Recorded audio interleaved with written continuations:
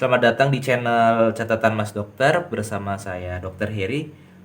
Kali ini saya mau menjelaskan tentang kolesistitis. Di sini saya akan menjelaskan apa itu kolesistitis, ya, penyebabnya, faktor resiko, gejala, dan sampai nanti adalah tentang dietnya. Karena seringkali kasus ini ditemukan di puskesmas maupun terjadi di kehidupan kita sehari-hari, ya. Ini penyakit bisa dibilang mengancam nyawa juga tidak, tetapi penyakit ini menyebabkan gangguan ataupun kenyamanan dalam menjalani kehidupan sehari-hari.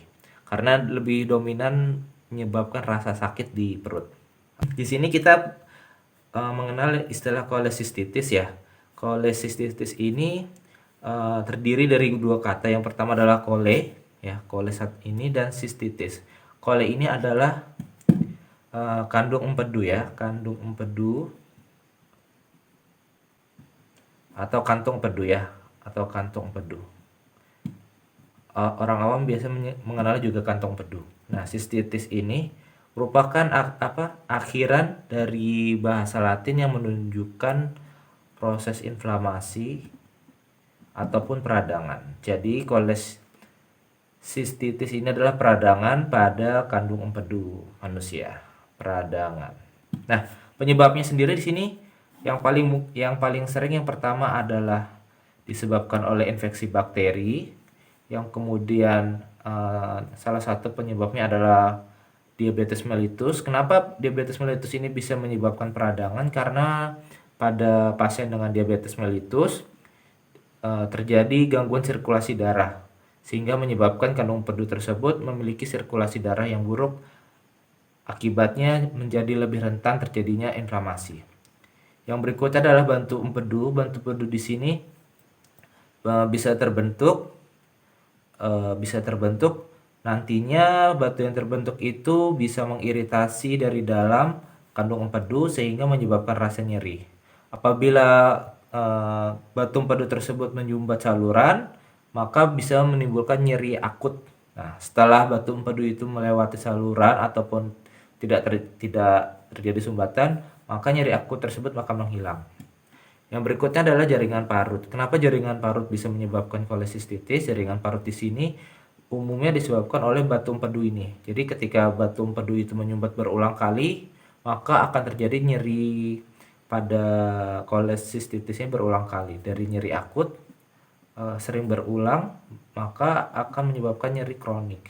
Nah, nyeri kronik di sini yang nantinya menjadi salah satu sebab terjadi jaringan parut. Oke, sudah jelas ya sobat sehat semua. Saya lanjutkan untuk faktor resiko dari peradangan kandung empedu sendiri. Sini ada beberapa. Yang pertama itu adalah faktor resikonya adalah wanita. Jadi secara epidemiologi, wanita memiliki angka kejadian yang lebih tinggi dibandingkan pada pria. Nah, pada wanita kadar lemak tubuhnya itu lebih tinggi dibandingkan pada pria. Oleh karena itu, kenapa wanita memiliki faktor resiko yang lebih tinggi terjadinya kasus ini? Karena kadar lemaknya lebih tinggi. Nah, yang berikutnya adalah pada bumil atau ibu hamil. Nah, kenapa pada bumil?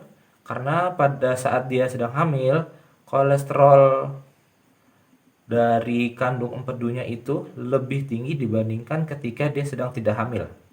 Nah, ya, karena terjadi peningkatan berat badan, terjadi peningkatan nafsu makan, otomatis asumsi dan kadar kolesterol akan meningkat secara drastis. Yang berikut adalah menjalani terapi hormon ataupun KB. Nah, terapi KB ataupun terapi hormon ini dapat dianalogikan seperti pada kasus ibu hamil. Karena akan meningkatkan kadar kolesterol di dalam tubuh, nantinya akan meningkatkan kadar kolesterol juga dalam kandung empedu.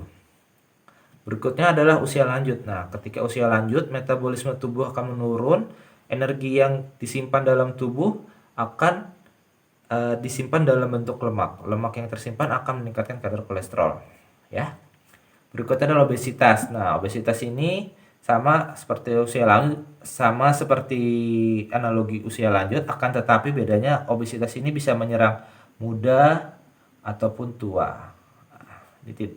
Nah, untuk menentukan apakah diri kita obesitas itu ada rumusnya. Yang pertama, rumus yang paling sederhana adalah mencari nilai BMI tubuh kita sendiri.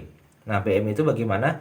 Yaitu massa dalam kilogram dibagi tinggi badan per sentimeter di kuadrat. Nah, jadi misalnya kita ambil contoh berat badannya 79 kg dengan tinggi badan 172 cm. Sorry, ini maaf, ini meter ya. Jadi 1,72 meter dikuadratkan. Nah, sama dengan nilainya adalah 26,3. Nah, 26,3 ini kalau kita kita masukkan ke dalam kriteria yang dibuat Kemenkes ya. Nanti dari EMT ini ada nilai yang kurus. Kurus itu bila EMT atau BMI kurang dari 17, kurus berat. Kemudian ini kurus ringan itu 17,0 sampai 18,4. Nah, untuk yang normal, nilai BMI normal adalah 18,5 sampai 25 dan gemuk adalah ringan. Dan untuk gemuk ringan itu 25,1 sampai 27,0. Kemudian gemuk berat, ini gemuk berat ya. Itu lebih dari 27. Nah, silakan hitung berapa massa tubuh teman-teman ya dalam bentuk kilogram dibagi tinggi badan dalam bentuk meter, terus dikuadratkan ya, seperti ini. Oke, udah kebayang ya masuk kategori yang mana? Jadi kalau teman-teman obesitas memiliki faktor resiko terjadinya kolesistitis. Nah, yang terakhir adalah kadar TGL yang tinggi. Nah, kadar TGL yang tinggi merupakan salah satu faktor resiko terjadinya kolesistitis. Gejalanya yang mungkin timbul adalah yang pertama terjadinya mual, muntah, ya kemudian perut terasa kembung, dan yang paling khas itu adalah nyeri perut kanan atas dan tembus ke pinggang. Bisa di kanan atas, bisa juga di ulu hati ya. Nah, ini khas banget. Jadi kalau teman-teman merasa kok nyeri perutnya ini sampai tembus ke belakang, nah itu ada kemungkinan teman-teman mengalami kolesistitis. Kemudian beberapa kasus juga menyebabkan terjadinya kuning. Kuning di sini adalah dampak dari sumbatan batu empedunya. Sumbatan bilirubinnya. Oke. Sejauh ini sudah jelas ya, teman-teman, dari definisinya, penyebab, faktor resiko dan gejalanya. Oke, kita lanjut. Jadi, kalau teman-teman curiga mengalami kolesistitis, saran saya teman-teman wajib konsultasi secara tatap muka dengan dokter. Oke? Nah, berikutnya untuk diet. Karena fungsi cairan empedu itu adalah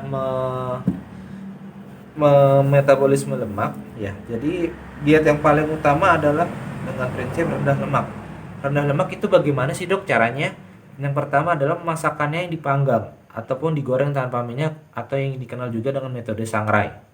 Nah, ini bisa tempe ini bisa makanan yang dipanggang, bisa juga misalnya teman-teman menggunakan oven atau microwave ya, tanpa minyak ya.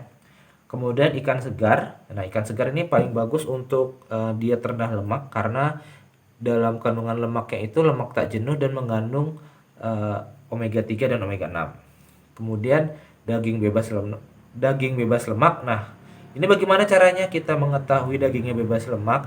Kalau daging merah itu kan ada gaji-gajinya atau yang putih-putihnya itu tolong dihilangkan. Kalau untuk daging ayam itu ada beberapa bagian tubuh yang sering tinggi lemak seperti pada leher, kulitnya, kemudian pada bagian ekornya. Nah, bagian-bagian tersebut itu tidak dianjurkan untuk diet yang rendah lemak.